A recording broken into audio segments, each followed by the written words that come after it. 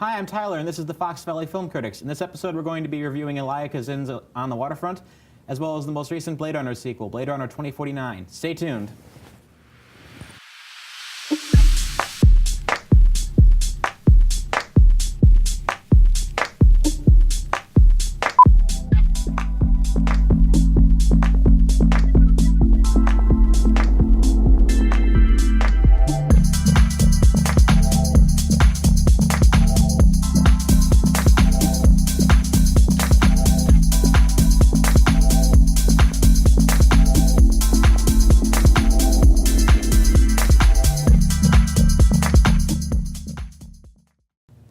Hello and welcome to this show, brought to you by Groupthink Productions and FVTV. Joining us today is fellow director and independent filmmaker, Mike. How's it going, man? Hi, Tyler. Great to be here. Sure thing. So you've watched the films, I assume, and why don't you give us a basic summary of what your thoughts on watching On the Waterfront were? Well, it's a black and white film, so obviously it's shot very different than movies I'm used to watching growing up, and even more modern films. And it's shot more or less like a play, with cinematography and acting. But strong performances from Marlon Brando. He's first movie I've seen him in since Superman. It's the only role. It's the only role I've known him from is Jor-El. You should know him from The Godfather as a filmmaker. I have seen The Godfather. I don't remember much of it, though. He's the Don. You've forgotten the Don. What is wrong? I have forgotten the Don. He's literally right there. Oh, there he is. That's Marlon Brando? Yeah. Wow. That was a late in life Marlon Brando. But yeah, so this is an interesting film for me. This was actually one of the first times older movies I ever saw in a theater. I saw it as part of Turner Classic Movies classic movie series, and they just every month or so they'll screen an old movie, and I saw it in the theater, and it was a really interesting experience because they kind of gave it the full introduction and kind of explanation of where the film was coming from. It came from a filmmaker by the name of Elia Kazin, and he was, I don't know how famous he was in the 1950s, but he was one of the big directors working in Hollywood at the time. And he was a member of the Communist Party in his youth. And he was caught up in the 1950s kind of the blacklist. And all these filmmakers were getting called out for being members of the Communist Party. And he went out of his way to kind of resolve the situation by revealing the names of some of these filmmakers who were communists, and he kind of renounced his membership of the party. And he got in a lot of people really, really mad at him for doing that. So, On the Waterfront is kind of his. It kind of parallels his story as Marlon Brando is kind of like this whistleblower. He's exactly. Yeah, that's for what I the was unions on the shore. So the story is kind of based off of abuses of this. It is based off a real story, right? Yes, I think real people. I don't know if it's the people themselves are real, but the story is based off of a real problem where these dock working unions on the East Coast were committing a lot of crimes, basically kind of functioning as this kind of gang. And Marlon Brando is essentially the only person who has the ability. He's witnessed a murder early on in the film, and he's almost. Included in the murder. Well, a part of it, yeah. Unintentionally, yes. But so yeah, he has the opportunity to reveal what's going on, but he knows the cost it's going to give him if he actually does this, because he'd get thrown out of the union. He would not be able to continue his job.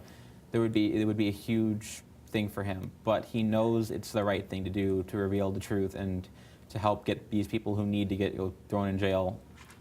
So that's the central struggle of the film: is does he have the ability or the strength of power to make sure that these people get put in jail? And he's also got family ties to it as well. So it's also not about his struggle, but his family struggle as well. And he falls in love with the man who's pushed off the building's sister. And That's the only way I remember. That's who I know him as in the movie. I don't remember. I don't recall his name. That's a few notches away from Captain America dating his girlfriend's niece. Yes. But yeah. Or Fry from Futurama becoming his own grandfather. Yeah. So there's lots of struggles for. He has like everything to lose in this movie. His professional life, his personal life, and his love life all kind of concede on this choice he has to make. Yeah, it's fun seeing really young Marlon Brando in this because we kind of forget it. Like young people younger don't often realize it because they see him as the fat guy from Apocalypse Now, but. And he was in Apocalypse Now? Yeah, he was the Colonel. I haven't seen that one either. Yeah. You need to watch more movies, my friend. But yeah, he was in Apocalypse Now. So everyone who sees like Apocalypse Now or The Godfather is like, oh, I remember Marlon Brando as the fat guy who wanted to play what was the story? He wanted to play either a talking bagel or a suitcase in Superman the movie, and that was part of it. He tried to make that part of his contract. Seriously, but. People kind of forget, like, back in the 50s, he was, like, the young, like hot celebrity all the girls would fawn over, like, oh, Marlon Brando. And you kind of see that here. You see that in Streetcar Named Desire. I forget what else there was, but it's fun seeing, like, that side of Marlon Brando you don't really see anymore. And this is hefty dramatic work. It's not like he's, like, abdicating the importance of the role. Like there's a great story that came out that was from this time where he was in an acting class, and he was asked the teacher stood up in front of the class and said, "I want you all to act like chickens that are about to get hit by a meteorite." And the entire class starts running around the room, squawking as loud as they can. And Marlon Brando, he just puts his wings out, he starts clicking at the ground, and the teacher's like, "Why are you pecking at the ground?" And he's like, "I'm a chicken. What do I know about asteroids?" So he really does carry this role with a lot of dramatic weight. He doesn't not take it seriously. He does really well. I read he didn't actually want it at first, and they brought in a younger actor to read for the part first. Really? Yes, and this other younger actor really knocked out of the park, and Marlon Brando was like, no one's going to take that role because I want that role. And that guy who came in to read for the part just happened to be like a really young Paul Newman. Really? Yes. Wow, that actually kind of makes sense. But you ever see, like, I know this is off topic, but do you ever see like old audition tapes for like the original Star Wars? I've seen Kevin Spacey do them. It's funny if you go back and watch, like you can find like audition tapes of well-known actors now like auditioning for these old movies. Like you can see Kurt Russell's audition tape for Star Wars. Yeah, it's magical. But anyway, what else did you think about the film then? Yeah, really not my type of picture, but it was interesting, as you say, to watch a Marlon Brando be so young, because we're so used to seeing him as an older man and fatter and out of shape, and definitely not some type of ruggedly tough street fighter.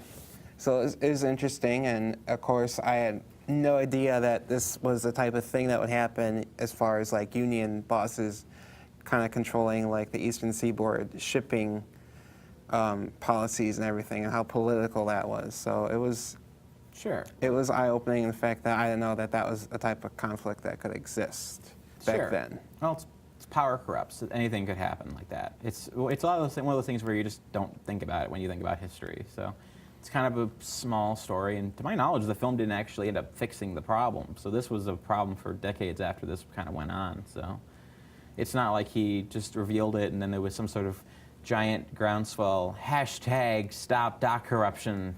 There were no hashtags. There were no hashtags in 1954. Yes. But, no movie really has ever come out and just like solved the problem ever immediately. Yes and no. Sometimes movies come out and they kind of become like a spark where people see them and there's like immediately know something has to happen. Like, sometimes it's for the worst too. So Blackfish is a good example that really declined SeaWorld sales, and of course a lot of people stopped eating at McDonald's when they saw Super Size Me. Yeah, but every time I watch Super Size Me now, I go back to McDonald's. Anyone else hungry? I'm feeling hungry right now, guys. Don't I get this documentary isn't working. You basically watch a 90-minute commercial when you watch Super Size Me. It's a bad well, they say there's no such thing as bad publicity. But yeah, let's see. I'm going to pick up the movie and look at the back. But yeah, you say you don't watch a lot of black and white movies, then? No, not specifically. You need to fix that, Curly. Any other black and white movies among the Marlon Brando era you would recommend? Streetcar Named Desire, definitely. Stella. Okay. Well, that's his other big one.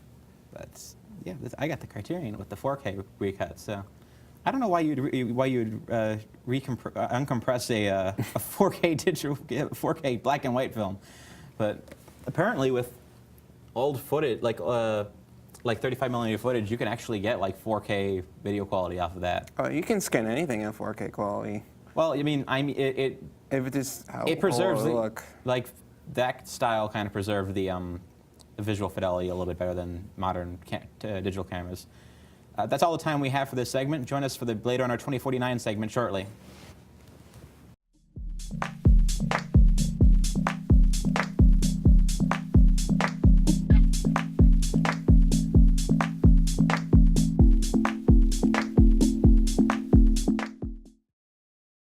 Does this help at all? Anything helps, ma'am. Just try to get some sleep now. I can't sleep. Yeah, me neither.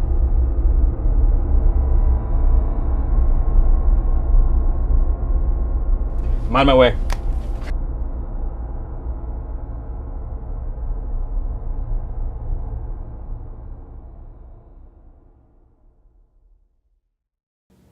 Blade Runner 2049 is a follow-up to Ridley Scott's original Blade Runner from 1980. It's directed by French-Canadian director Denis Villeneuve, well known for movies like Arrival, Enemy, Prisoners, and Sicario. What did you think of it, man? Well, I watched the original Blade Runner just days before seeing this one, and I was grossly disappointed with the original Blade Runner. Even with all the other cuts that this movie has had, watching the final cut, I was like, this is all this movie was. How dare you? But going into the newer movie, it was such a great improvement over the original for me, as far as not only like performances and storytelling, but it was just more engaging of a movie because it had mystery and suspense behind it. You're such a normie. So I'm going to tell you my basic story of my introduction to Blade Runner because I think it explains it a little bit better. Blade Runner is a very kind of hard movie to get the first time you watch it. It's a movie that really kind of, you need to know the context of what you're getting into or watch it multiple times. Essentially, I first watched it back in my college humanities class. We watched it after reading the book, Do Androids Dream of Electric Sheep, which is very loosely what the movie is based off of. This has the same main character, and it has loosely the same plot about hunting replicants, but it's very kind of different in terms of the kind of themes it explores. The movie is essentially a tone poem. It's not a traditional dramatic story. It's trying to be really a slow-paced visual kind of story where it's expressing philosophical ideas about what it means to be human in a world where we can replicate humanity down to the cellular level. And it does so in a way that's not immediately accessible to most people. Now, I think Blade Runner 2049, it kind of does the reverse of that. So it tells a more dramatic and easy to understand story, so it is at least a little bit more, it's more easy to process for people who don't get the original film, but I've also found that people who really love the original film tend to hate the new one, so. But you really liked it, though. I did like it. I was on the edge of my seat for this whole movie, the whole 3.5 hours, however long it was. I was on the edge of my seat. 2.5 hours, yes. 2 hours and 47 minutes. It was only 2.5 hours long, but it felt like 3 hours. But yeah, it went by pretty fast, and you know, it was just. It was hard to follow, but you can piece together things as the movie goes along, and that, like I said, that suspense and that engagement is all there from the story. The story is really, it's fun to follow, and you know, it adds something new to the realm of the Blade Runner universe. yes, I would say this. in regards to modern film, I would say this ranks very well. I'd say it's very well shot. It's got great editing, great sound design. The CGI is slick, and there's really Sound good. is loud. Yeah, it's very loud, especially if you see it in like a Dolby theater where they got like the big bass and the rumble seats, and it's very well constructed. I don't know if I love the script. I think that I've been kind of contemplating this movie for several weeks now since I first saw it, and as much time as I've mused on it, I haven't come up with a clear answer as to whether or not I like the film or like it a lot. And that's a weird thing to say, but it is kind of, it's interesting when you see something that's well crafted and you're like, I'm looking at something very good, and something is How good bothering. is it? It's Yeah. something about this film is bothering me, and I can't quite put my finger on it. The best deconstructions I've seen on that have basically said that there's some weird lore discrepancies that are kind of weird. The CGI kind of smooths over, because the original film, it was all practical. So at times the CGI makes it look a lot slicker than the original film, which is kind of off-putting at times. And I like the plot with I believe K. Someone pointed this out. His name, Philip K. Dick, the author of the original novel. So His middle name. So yeah, Ryan Gosling is K. Also from Men in Black, K, Agent K. But that's not Will Smith. Yes. No, that's Tommy Lee Jones. Yeah, sorry. I was just explaining the joke to that movie to a friend of mine the other day. I was like, it's K from Men in Black. What's Men in Black? But yeah, I've spent so long thinking about this movie, and I want to be on the team where I'm just unabashedly loving the film and just watching it constantly, but I just can't quite get myself to that point where I'm like, I love this, because I've watched the original one like half a dozen times now, and every time I watch it, I like it more. And you can appreciate the grit and the depth of this world, and the performances get more nuanced the more times you watch it. Especially Rutger Hauer, who was the lead of the Replicants, and he has the amazing Tears in the Rain speech, which he improvised. And it's one of those things where getting the original film makes the new film more frustrating. Does that make sense at all, or am I just rambling? Well, you're saying that, you understand this first film so much, and it means so much to you, and, watching this new film, it doesn't have that same connection with you. And it might be missing that nostalgia factor, might be missing the original content's deeper meaning.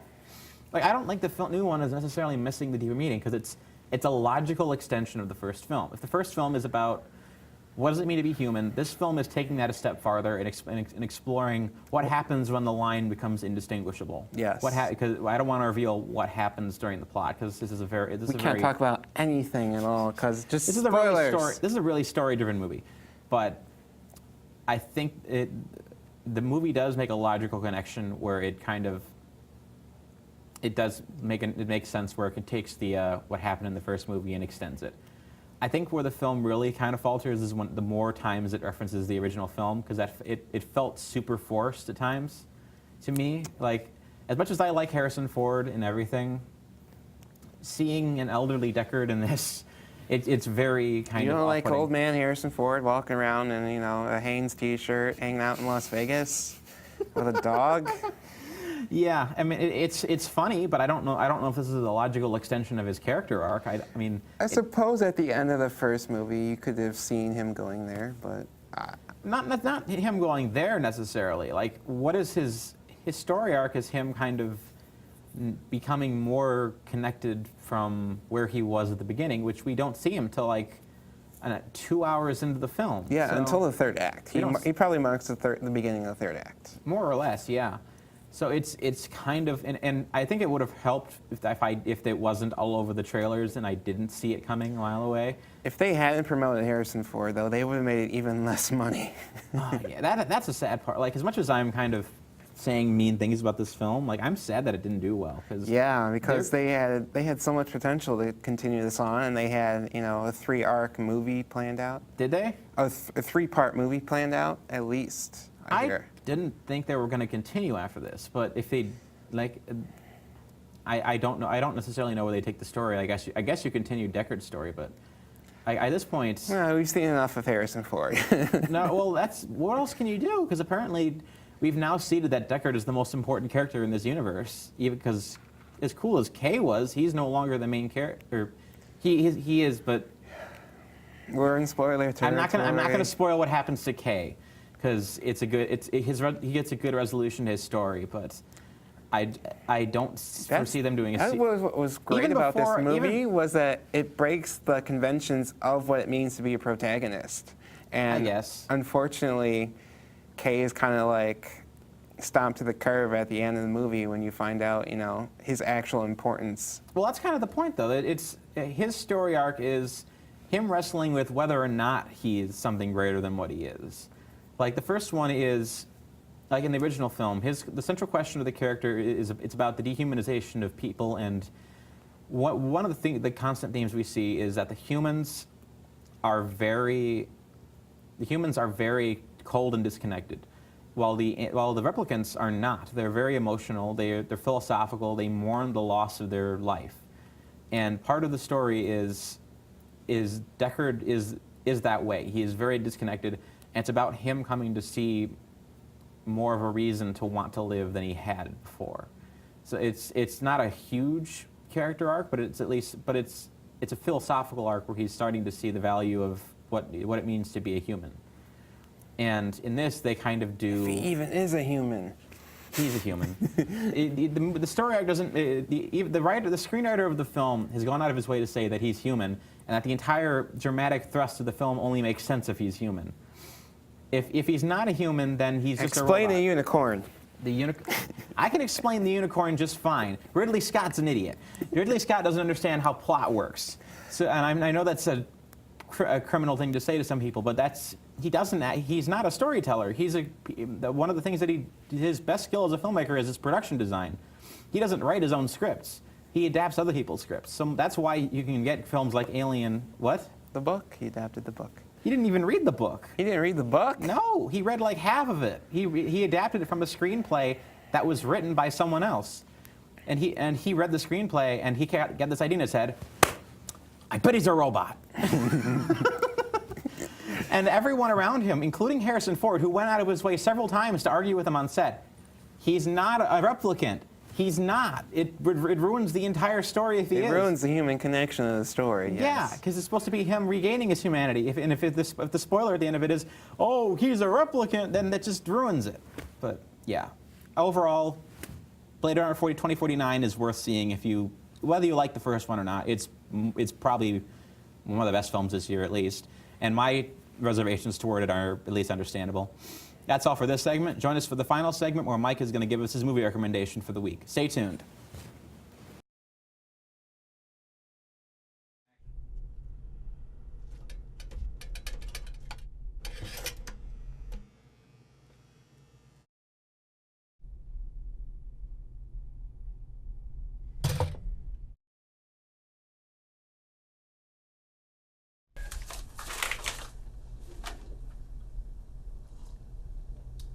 Good coffee, huh? Oh my God!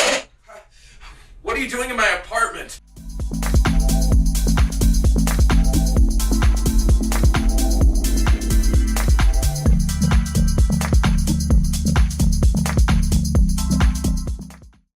Hello and welcome to the final segment. Now we're going to hand things over to Mike to discuss his movie recommendation for the week. So I'm going to recommend Thor Ragnarok. It did come out last week, depending on when this video is edited. But depending on whether or not you're a fan of the Marvel movies and of the Thor movies, this movie is a deconstruction of both of those tropes and both those genres. And it's more played for humor, but there are some great action scenes, there are some great dramatic scenes, and there's just great chemistry along the cast of really diverse characters now. I mean, we got a green guy, a guy with long hair who's a god, we've got a trickster, we've got a woman warrior who's kind of, 3 steps short of, a lawsuit from Themyscira, and we've got spaceships, and it's just a fun, interesting ride. Valkyrie was in the original Thor comics. It's not a ripoff, man. Wonder Woman came first. Well, yeah, but But she's also, they're both mythological figures.